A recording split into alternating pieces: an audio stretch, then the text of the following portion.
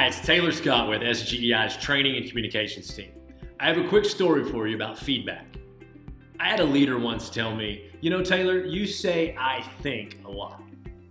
And he told me the more you grow as a leader, it's going to become less and less about what you think and all about what you can inspire other people to think and what you can inspire them to go do.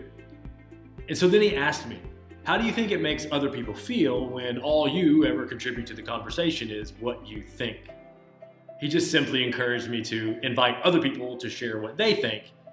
And he said that I'll get a whole lot better engagement from those I lead. I can honestly tell you that I cringe to this day every time I hear another leader say, I think, or when I catch myself starting a sentence with, I think.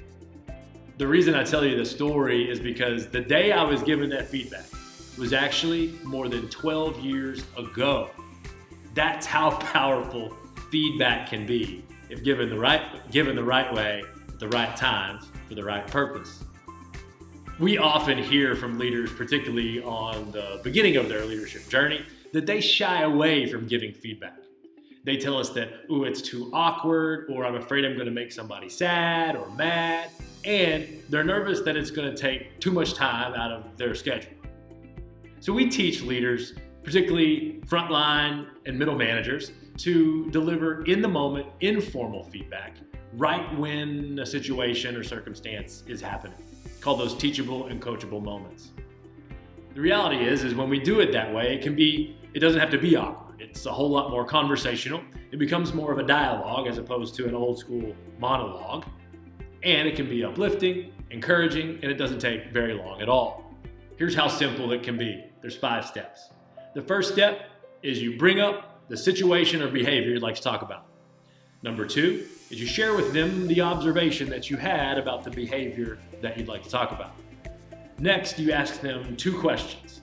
So the first question you ask them is, how do you think that behavior impacts customers or clients or your fellow coworkers? And you stop and you let them think about it and give you an answer. And then you simply ask them, how do you think you can approach the situation differently, such that you get a more positive outcome than the one I just shared with you that I observed? Once again, we stop and we let them think about it and give us an answer. That's a conversation. And then finally, we just say thank you so much for letting us have that conversation with you. And we let them know always that we are here to help them. We can help them with anything they need and give them any support along their journey.